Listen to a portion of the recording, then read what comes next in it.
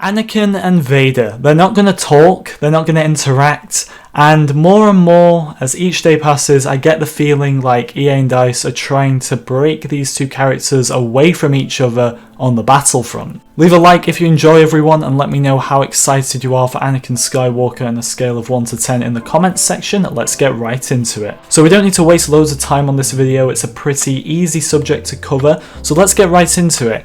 Anakin and Vader aren't going to talk straight away, they're not going to interact at all, because mainly the new heroes don't seem to interact with the old heroes. And this is something I've thought about more and more, and maybe this is why those voice lines that Sam Witwer recorded for Maul and the Emperor aren't in the game. And I'm referring to the lines here he said he recorded towards Obi-Wan and the new heroes.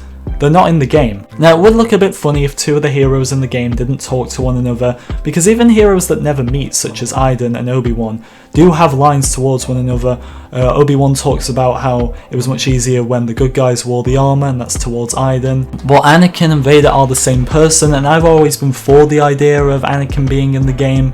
But it's pretty clear that maybe the heroes don't interact with one another, because it would be a bit strange seeing Anakin talk to Vader, so Vader's obviously going to have no dialogue towards Anakin. None of the older heroes talk to the newer heroes, but I doubt Anakin is going to have any dialogue at all towards Darth Vader in this game. There is also a line where Vader says Anakin Skywalker no longer exists in Battlefront 2, and I'm guessing they'd have to get rid of this, because imagine him saying that and then out of nowhere Anakin comes along and kills him. Something else I feel EA and DICE are trying to stick to era-specific gameplay, and when I say era-specific, I mean heroes being in their era, so Kylo Ren in the sequels, Darth Vader in the originals, Obi-Wan Kenobi as a young man at least in the prequels. And this is by the event they did last week that a lot of people despised, to say the least, where you could only play as an in-era hero. I know this can confuse some people, like how come Bosk is cheaper in the prequels but he's in the Clone Wars and then Boba isn't.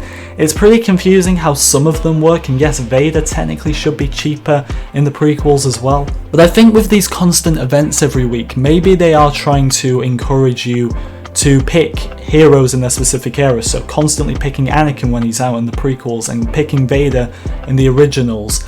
And that is something I can see happening here, and along with the interactions as well, not talking to one another. I think they're definitely trying to separate the eras now. A lot of people did kind of speculate about this, including myself, when they added new prequel heroes. Are they going to try and separate the eras a bit more? And I think that is something they're going for.